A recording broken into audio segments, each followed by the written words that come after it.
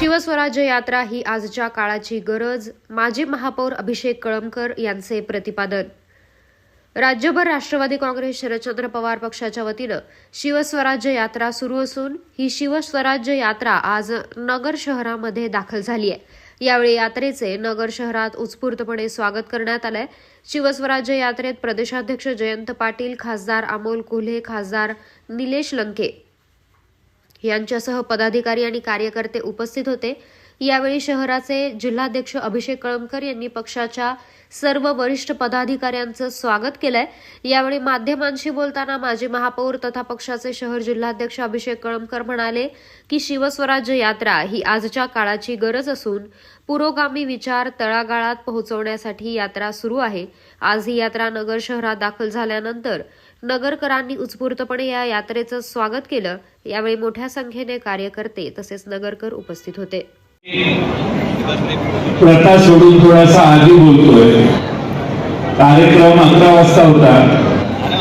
आपण थोडेसे मगासपासून जी नाट्य पाहिलं या ठिकाणी स्टेजवर, त्याच्यातून आम्हाला काय म्हणायचंय ते जवळपास 80% तुम्हाला कळलं असेल। मला एक सांगा की पहिल्यापासून नाटक बघणाऱ्यांनी फक्त हात वर करा। पहिल्यापासून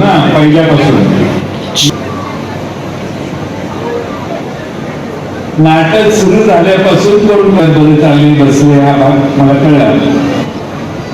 पण ते जे नाटक आहे ते 35-40 मिनिटात महाराष्ट्रात काय सध्या चालू आहे तुम्हाला सांगतो। राष्ट्रवादी काँग्रेसच्या वतीने ही शिवस्वराज्य यात्रा लोकांचं त्या विषयावर जागरण करण्यासाठी आम्ही काढली।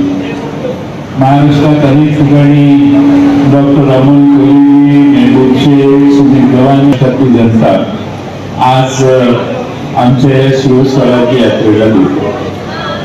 आज आम्ही नगर शहरात आलो। काल अकोले, नेवासा, शेवगाव आणि सिगोंद्याला गेलो होतो। शेवगावला आम्ही 2 वाजता येतो सांगितलेलं। 1 वाजतापासून लोक थांबलेली बिचारी आणि आम्ही पोहोचलो क्रमाक्रमाने 6:30, 7, 7:30, 8 वाजता। ती श्रीगोंद्याला परिस्थिती झाली। पण माणसं शिवस्वराज्यचं म्हणणं काय हे ऐकायला शेवटपर्यंत थांबले होते।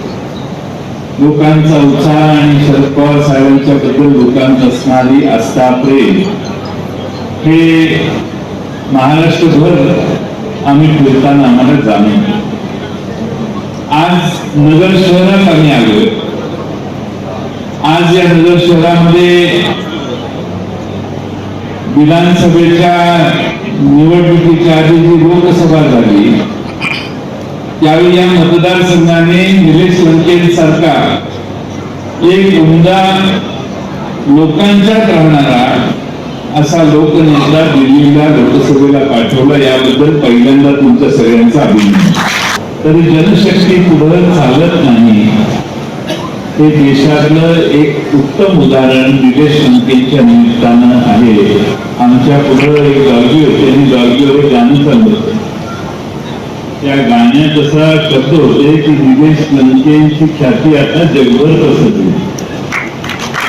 जगात निलेश लंकेंचं नाव गेल्याचे त्या गाण्याचे अभिषेकने केलेले गाणं दिसते। हा अनुभव आपल्या सगळ्यांनी।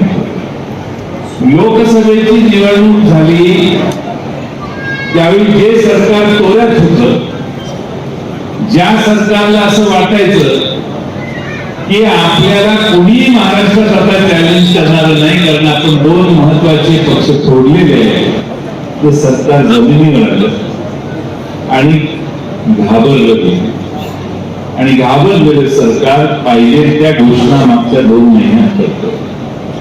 अजून 1.5-2 महिने राहिले, केलेल्या घोषणांना पैसे नाही। सरकारने रिझर्व्ह बँक ऑफ इंडियाला एक पत्र दिले महाराष्ट्र सरकारने आणि विनंती केली आहे की आम्हाला 1.25 लाख कोटी रुपयाचं डिसेंबर पर्यंत खर्च करण्यासाठी पैसे द्या। 8 लाख कोटी रुपये सरकारवर कर्ज आहे, अजून 1.25 लाख कोटी रुपये डिसेंबर अखेर सरकारने मागितलेले आहे. महिन्याला 5-6 हजार कोटी रुपयाची टप्प्याटप्प्याने मागणी केलेली आहे. या महाराष्ट्रात सत्तेतून बाहेर जाताना की लोक 9-10 लाख कोटी पर्यंत कर्ज पोहोचवण्याचा प्रयत्न करतात. त्यामुळे अनेक घोषणा केलेल्या आहेत. या घोषणा लोकसभेच्या आधी झाल्या नाही, या घोषणा लोकसभेच्या नंतर झाल्या. हा गुणात्मक फरक या घोषणांमध्ये आपण लक्षात घेऊ. जे लाडकं नव्हतं ते सगळं त्यांना लाडकं वाटायला लागले. ते तुमच्यासाठी नाही तर त्या लाडक्या खुर्चीसाठी चाललंय. इलेक्शन झाल्यानंतर या योजनांचं हे काय करतील ह्याचा काही नियम नाही. पण इथं फार मोठ्या प्रमाणात आमच्या भगिनी आहेत. मी भगिनींना सांगू शकतो, महाविकास आघाडी सत्तेवर आल्यावर त्यांच्या योजनेपेक्षा उत्तम योजना आणून देण्याचं काम आम्ही आमच्या भगिनींच्यासाठी निश्चितपणाने करू. आज महाराष्ट्रात आमच्या भगिनी सुरक्षित नाही, शाळेत जाणाऱ्या मुली सुरक्षित नाही.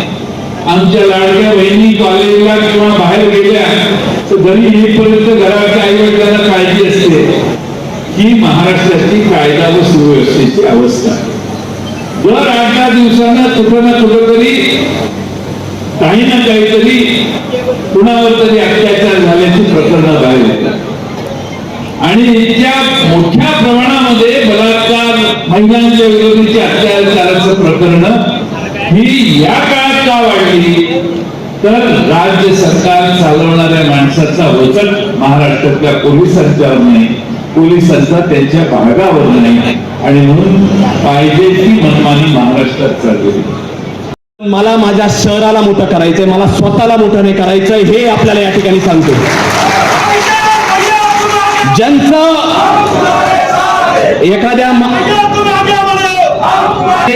जे प्रोडक्ट खराब होत असतं ती कंपनी त्याच्या जास्त ऍडव्हर्टाईज करती, त्याचा विश्वासार्हता कमी झालेली असती, त्याला ब्रँडिंग करावं लागती.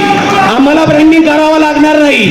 एक कानमंत्र जयंत पाटील साहेबांनी दिलाय आणि पाठीवर आदरणीय पवार साहेबांचा हात आहे आणि माझं बोट पकडलंय आदरणीय निलेश लंके साहेबांनी, दादाभाऊ कळमकर साहेबांनी, पाळके तात्यांनी, आणि आज माझं बोट पकडायला आलंय डॉक्टर अमोलजी कोल्हे साहेब.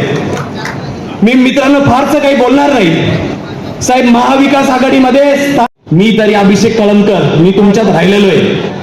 त्याच्यामुळं मला ही तुमची जी पण काही इव्हेंटबाजी असेल, लोकांना भयभीत करायचं असेल, त्या लोकांच्या पाठीमागं नाही, त्या लोकांच्या पायाला त्यांचं दर्शन घेऊन त्यांच्या रक्षण करण्यासाठी आज उभा आहे मी आणि त्यांचा आशीर्वाद आहे.